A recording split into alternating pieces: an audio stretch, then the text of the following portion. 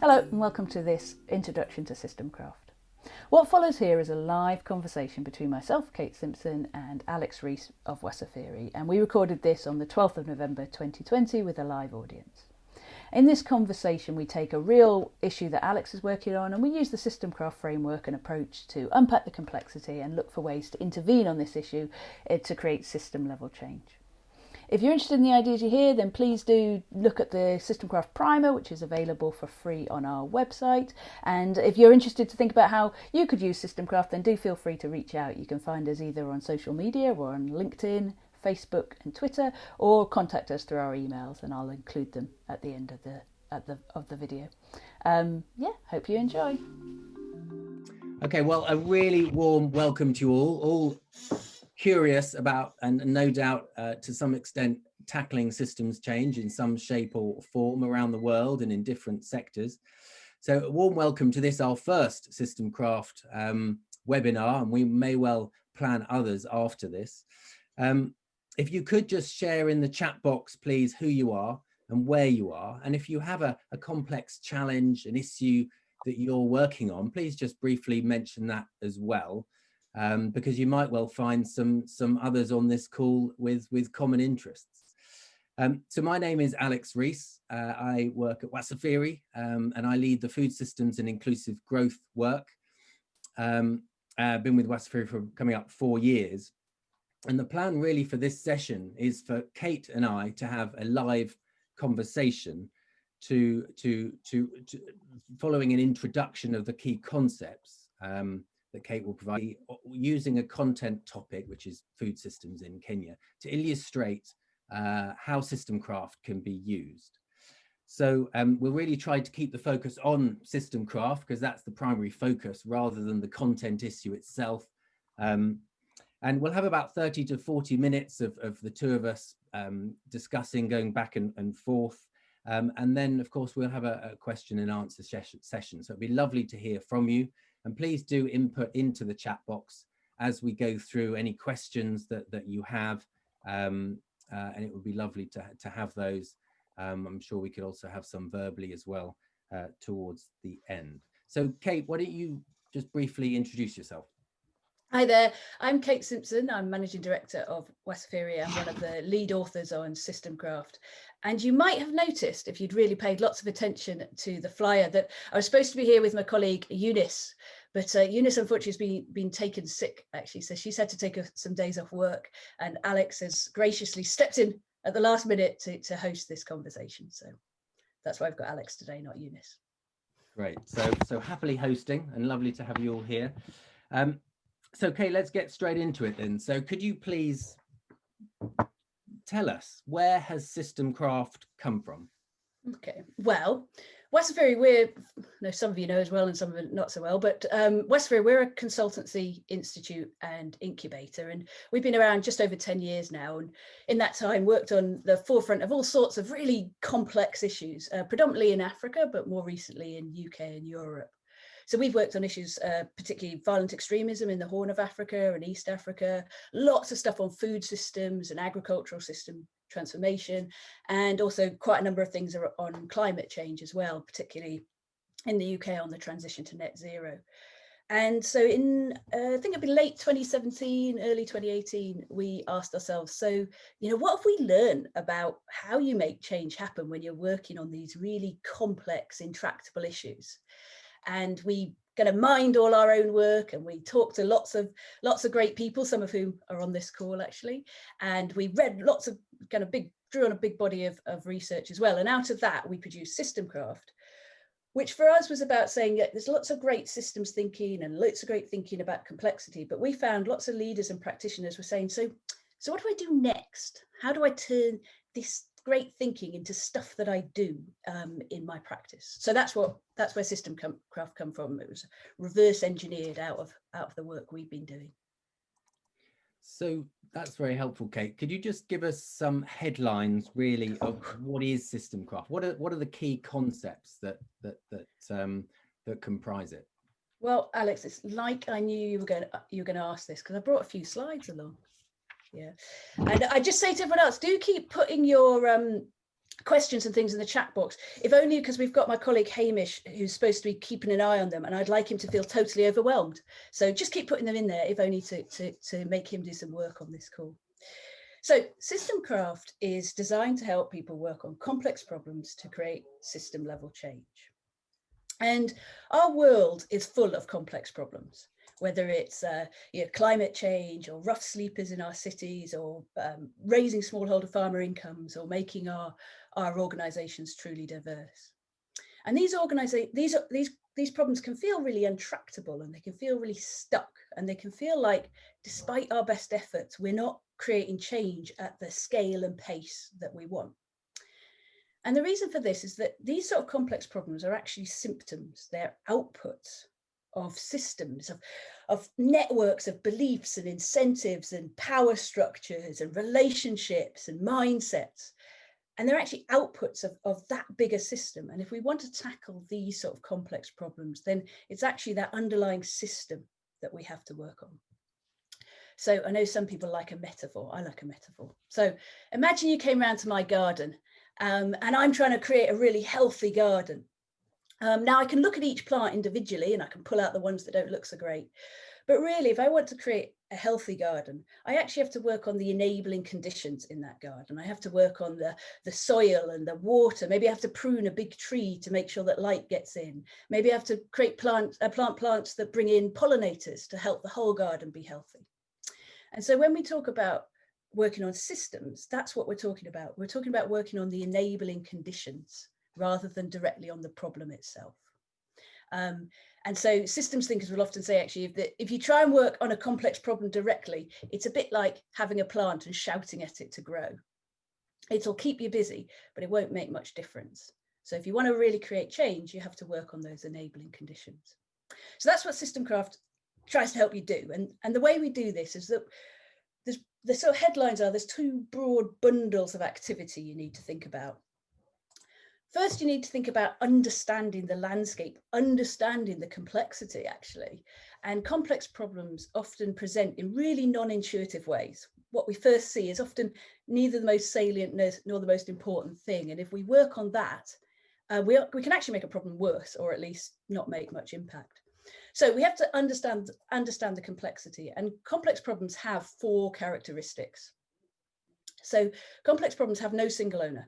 No one organization, no one leader, however brilliant, however well-resourced, will make change on their own. Collective action is the only form of action that will work. So we have to understand, who are the players in this space? Complex problems have no single root cause. There's no one thing, right? And that's what actually makes them immune to silver bullet type solutions. There's no one thing that if you changed would solve the problem. You have to work on lots of different things at the same time. And there'll be different views on what those root causes are. So we have to look, what else is going on here? What else? Thirdly, complex problems are actually dynamic. They're changing all the time. So one, that means we have to work with them in a dynamic way, constantly updating our understanding of them. But also we have to look for, what are the windows of opportunity opening, what's closing, what's becoming possible that wasn't, what will cease to be possible that is possible at the moment. And fourthly, and I find this is often the most unlocking for people, is that complex problems emerge from systems that are working. Yeah. The system is delivering some benefits to some people at least some of the time. And this is why complex problems will resist change. And if we look at a system and think it's broken, we actually become blind to the power that's in it. So when we're trying to understand complex problems, we have to say, who is this system working for? So the first bundle of things that Systemcraft asks us to do is to do this landscape. And we have to see this landscape as both collective activity and a constantly updated activity. The next sort of bundle in Systemcraft is say, okay, so what do I do next? How do I intervene? And Systemcraft identifies 5 conditions, and these, if you like, are the water, the air, the sunshine. These are the things in those enabling conditions that you can work on. And I'll just give you a headline of them, and then we'll unpack them a bit further, won't we, Alex? So, and these are in no particular order. They're all important, right? So you have to organize for collaboration. Remember, nobody on their own is going to be able to make change. So you have to create the wiring and the architecture to bring really different and often potentially in conflict actors together. We have to set direction. Changing complex problems often means working on ambitious and ambiguous things like creating a healthy garden. but we have to have concrete things in the here and the now that we can work on and resource. What are they? We have to make it matter. Change always involves some degree of loss and disruption. It's difficult. And so we have to want what's on the other side of that valley of sacrifice. We have to want what's over the horizon. But it's got to matter to the people who need to do the changing. So it's not just about great leaders advocating for a vision. It's about, how does this matter to the people that need to do the changing? We have to change incentives. So we're all making coherent choices all the time. And we have to look at, how do we change what's easy, what makes sense, both formally and informally. And finally, we have to think about harnessing collective intelligence. Remember, nobody owns these problems. No one person can make change on their own, but also nobody understands them. No one entity understands a whole system.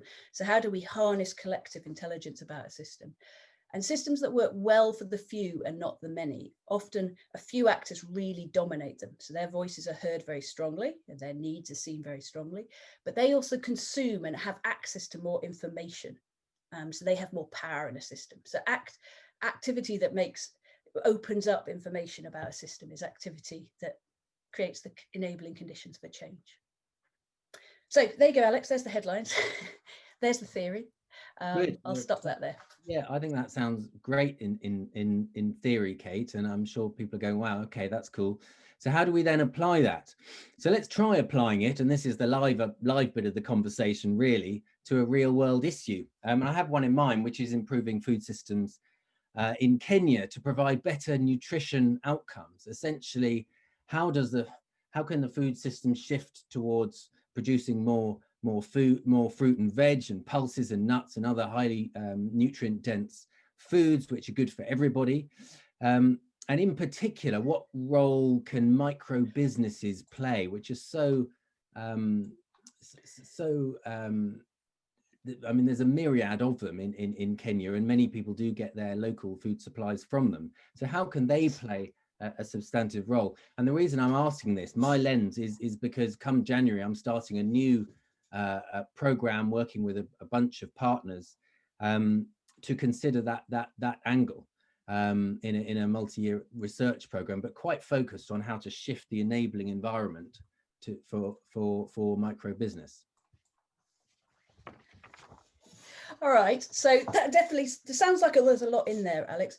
But as I said, let's first just unpack that complexity a little bit. So you might have given us a few of them there, but first up, who are the influencers in here? Who are the people that can drive and influence this issue? Well, I think there are many players, of course, the producers themselves, the aggregators and transporters and retailers that operate in the market. There's, of course, many people in government who are setting an enabling environment at different level. There's the media. There's many players that play out, I think, within the context that will have an effect on the kinds of choices that are played both by consumers but also by micro business owners themselves.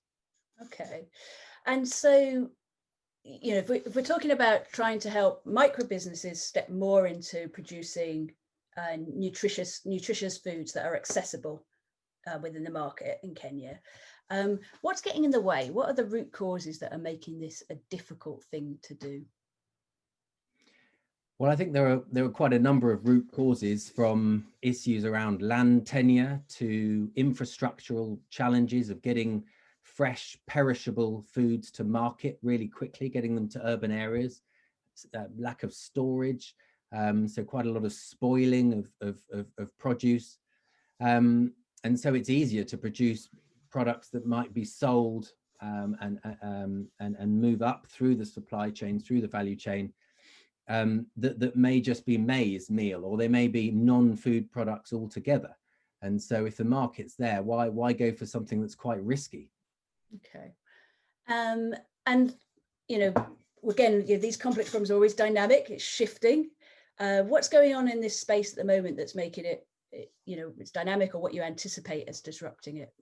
Well, I think there's a number of dimensions. So micro businesses are forming all the time, every day, and evolving according to their market kind of outlook. just last year, Kenya produced its new agriculture transformation and growth strategy that's no doubt playing out through the government system. There's the international development aid and trade-based programs supporting agricultural investment efforts in a whole range of different counties across Kenya. So there's quite a lot of shift within the environment, not to mention locusts, floods, and all sorts of other issues that affect Kenya each year that do dramatically change the situation in local context. We could mention a pandemic or something, but that's probably not that significant. Yeah. All right. And again, the fourth thing we talked about, is that these systems are always working. They're delivering benefits for some people, somewhere. So, who's the current state working for? Now, this is a harder one. It probably needs some more thought actually at the outset of the program. I mean, I think in many ways, food systems do work for many consumers because people are getting often not enormously healthy foods, but they are convenient and they're often, available and convenient. And of course, people are busy.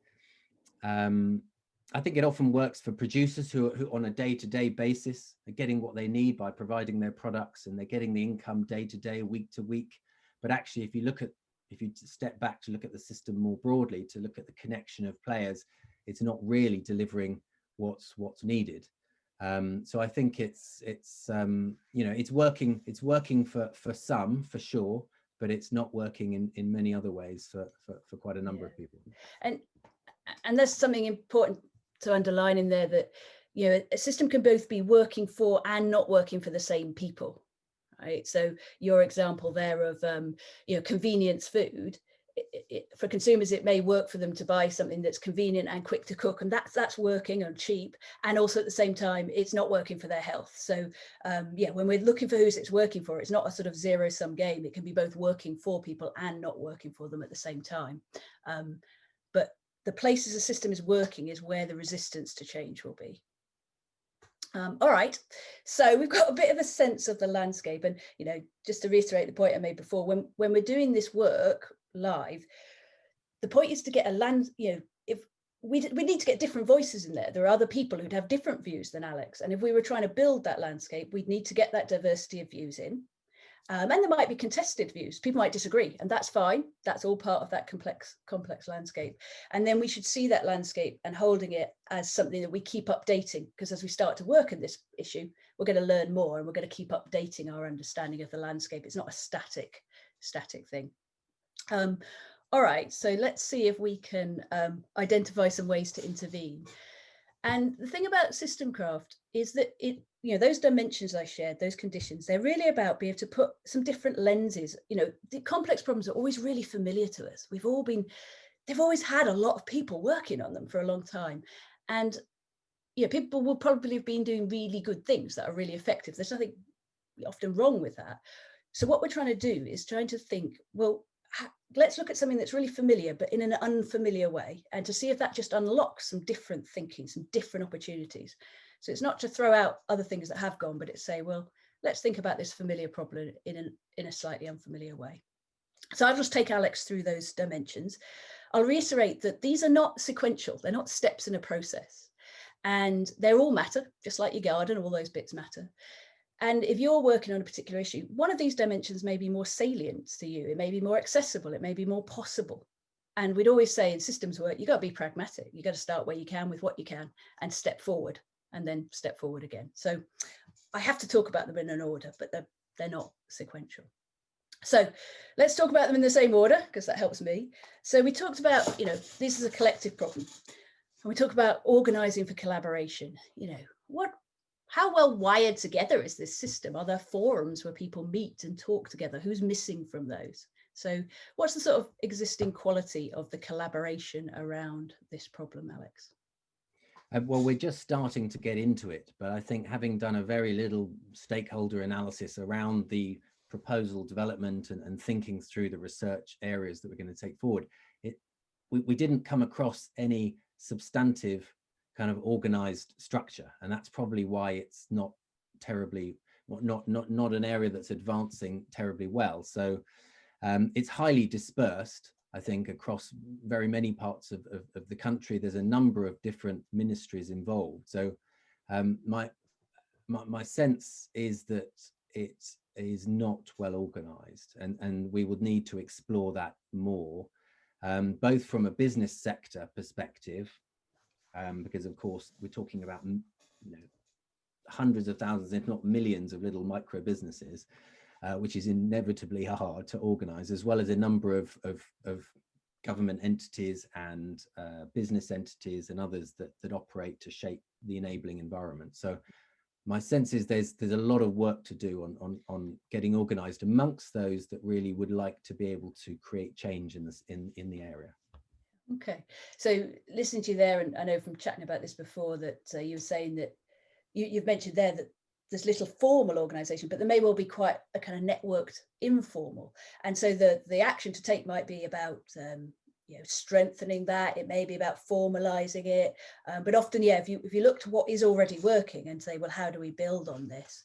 That can sometimes give kind of roots to how to strengthen that enabling condition.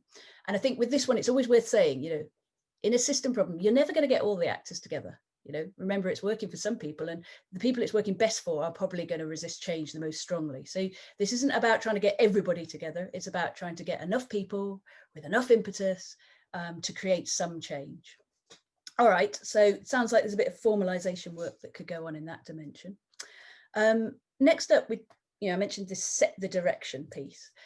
And you often see many really good collaborations and partnerships actually collapse for want of something really clear to work on.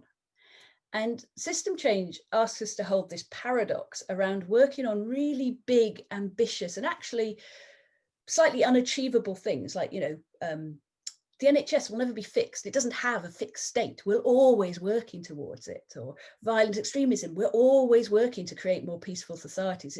They're never done things. So we have to both hold these big ambitions whilst also working in the here and now on concrete things that pull us forward. So, when you look at this space, loosely organised as it is, are there clarity about, some shared activities, some shared resource, time-bound goals that exist in this space that people are working on? In the broader nutrition space, yes. In the more narrow space, bounded space that we're talking about here in relation to how micro businesses or many more micro businesses could contribute towards producing and conveying nutritious food to consumers, no, I don't think there is. Though in what we intend, we will be trying to ensure that in each of the engagements that we have, particularly at a county level, which is a kind of district of Kenya, that we will be working specifically with businesses and with the county governments to try to set a direction of travel for what they would like. So there's very, I would say, nascent thinking around that, but it is an important challenge to be able to build out, well, what is that broader, what is envisaged together in terms of the opportunity for change. Yeah. And I often find when I'm working with folks on this, sometimes some interventions are really well developed on the sort of discrete things, because that's almost the containable bit and the familiar bit. People are like, oh, this is what we can do. This is sort of more project planning. And if you're trying to bring a systems lens in, you can work from the other end with that one of trying to say, well, how does a time-bound activity we can do, how is that a vehicle for often building collaboration that allows us to go and work on other things? So sometimes if you're looking at how to integrate a systems lens into something that's already running and going, sometimes the routine can actually be within those time-bound kind of concrete activities, but thinking, how is this a vehicle for something we want to do in the future? All right, so the third area we talked about was this thing about making it matter. And the really important thing here is that making it matter we need stories and narratives, and we need a picture of what we're moving towards that's basically better than what we're in. Otherwise, we won't go through the hard work of change.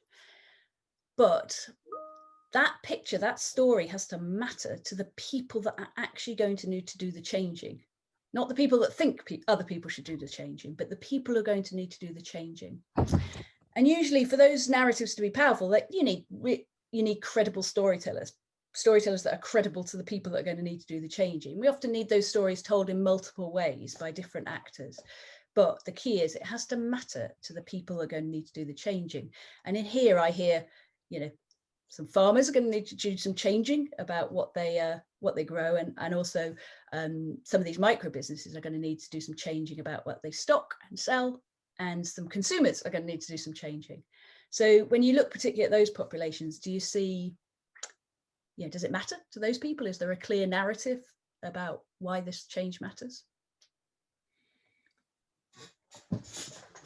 There would be, on the basis of longer term interests, but I think many people are operating on a short term interest basis. So it's I think it'll be how to make it matter, how to make the long term matter, and also to understand, I think, some of the power dynamics about who can make change happen, particularly in the enabling environment, particularly within government and within business groups who support micro businesses in Kenya.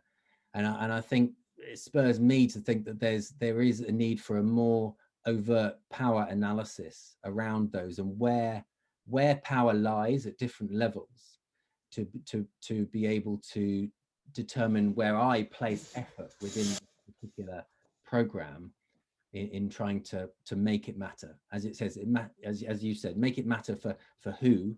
And so I need to better understand that. And there's certainly a big consumer dimension, as well as a producer dimension to this.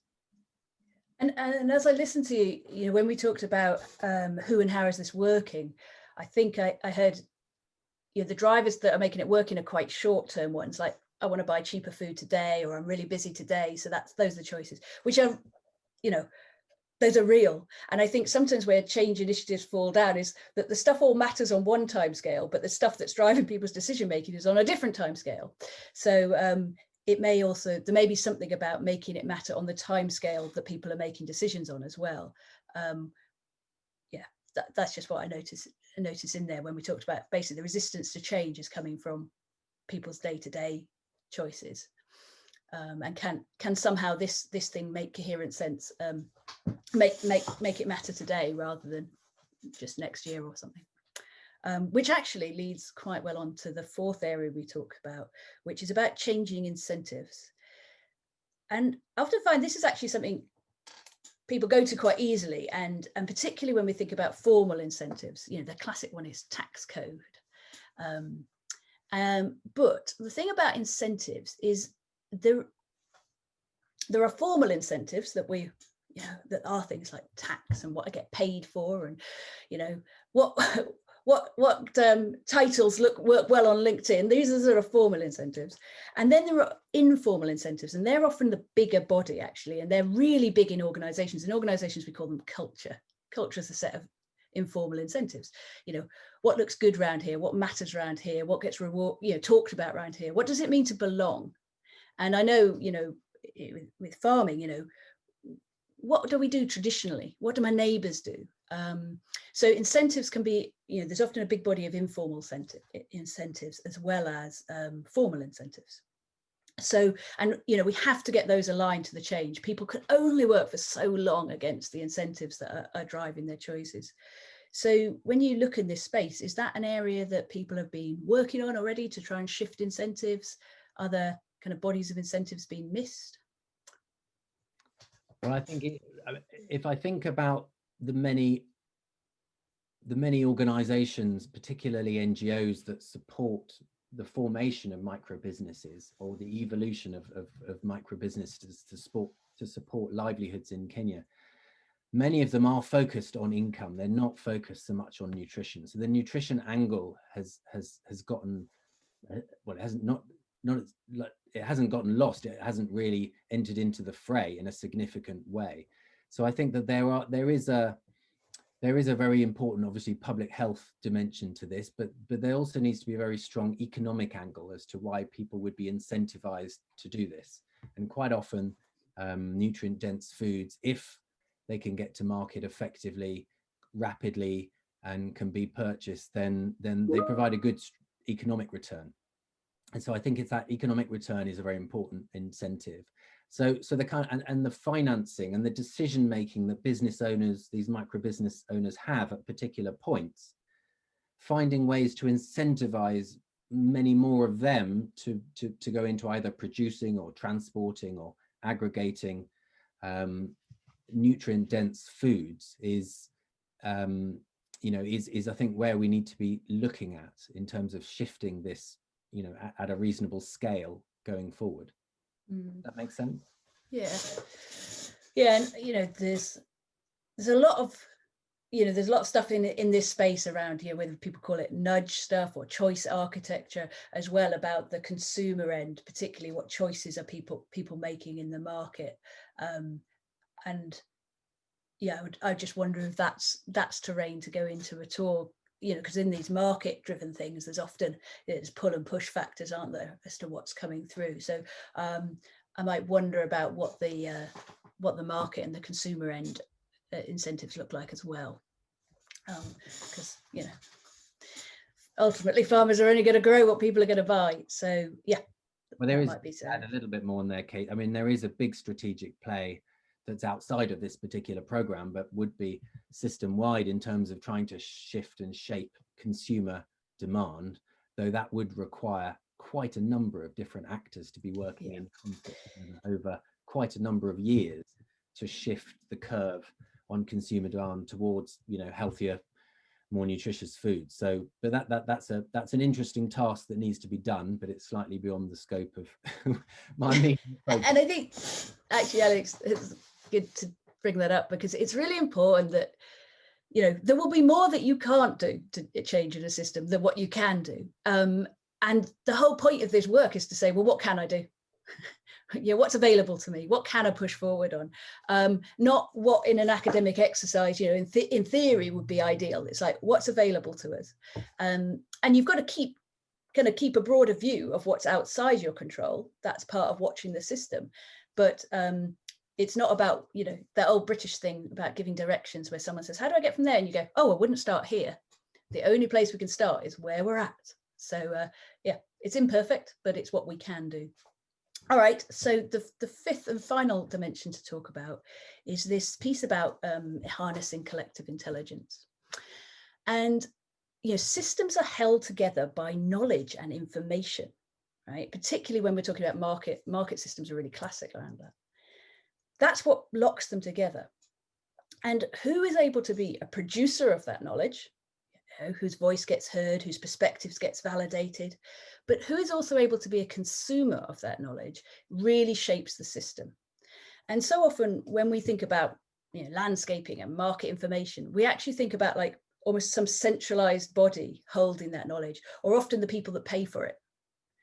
So one of the things that we can do to change the conditions in a market, when we're trying to work on a complex problem, ultimately you're trying to help the system to work on itself. So how do you help that system know itself better? What are the boundaries around knowledge that can be broken down? Who else can be allowed to be a producer, but also a consumer of knowledge?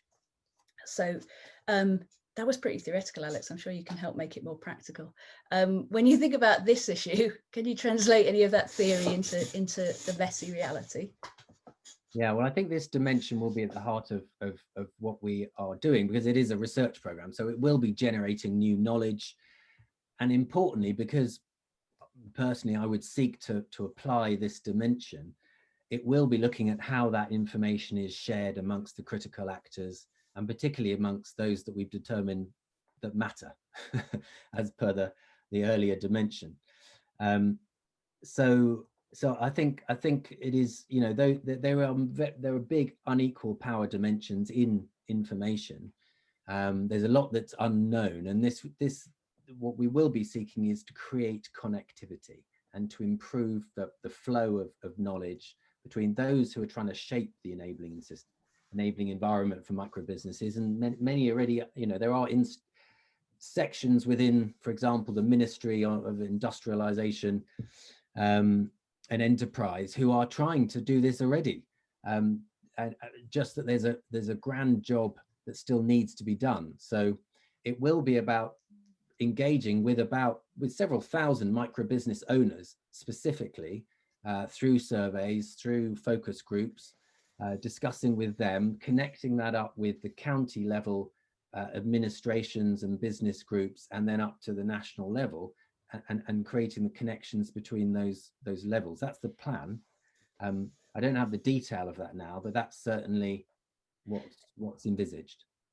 And there was something, there was lots of it, there was interesting in there, but there was something particularly that was interesting in there, was when you mentioned, oh, there's already lots of things going on. And again, in complex problems, there will be, because other people are trying stuff, and they're complex and lots of people are trying to act on them. And if other people are experiencing them as a problem, people are trying to act on these things. So, sort of having the humility and the curiosity to go, what's already going on, what's already known. And sometimes the action is actually about helping that information flow better.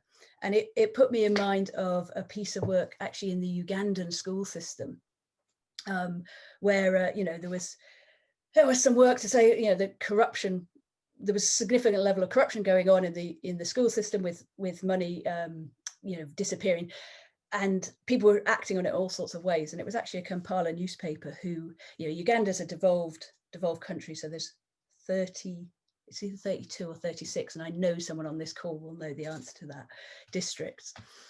And this Kampala newspaper went, actually, we know how much money goes from central government out to all these districts. That's a matter of public record. But who knows that? And they actually published that in all the local set of local newspapers, regional local newspapers. And then suddenly parents were like, and community members were like, wait a moment, I can see the number that's coming here, and I can see what's going on in schools locally, and there's, where are the teachers, where are the resources? And what happened is, armed with that information, there was a grassroots response, which was about holding local government to account. But the blocker that was moved was just about information. It wasn't new information. It was just about who could consume that information. And so sometimes, particularly in this dimension, it's not always, but sometimes it's about generating new information, new knowledge, but who needs it? And sometimes it's about just going, well, what's already in here, but it isn't consumable by the people who need it in the ways that they can consume it. So there you go. So that was our 5 dimensions: organize for collaboration, set direction, make it matter, change incentives, and harness collective intelligence. Those are our conditions: our water, our air, our sunlight. Those are the things that we can work on when we're trying to create system level change. Good. Well, hopefully that gave you a bit of an illustration of Systemcraft in a reasonably engaged manner. It's been lovely to have you all on the call, and to see many of you. And of course, the Systemcraft primer, which we produced some weeks ago. Hopefully, you've all managed to download that from the website for free. But if you haven't, then please do. Other than that, please feel free to reach out. I think many of you are known to Kate, or to me, or to Hamish, or others across Wasafiri, so please do. And if not, my email is alex@wasafirihub.com. And it's been a pleasure, so thank you all, and look forward to being in touch.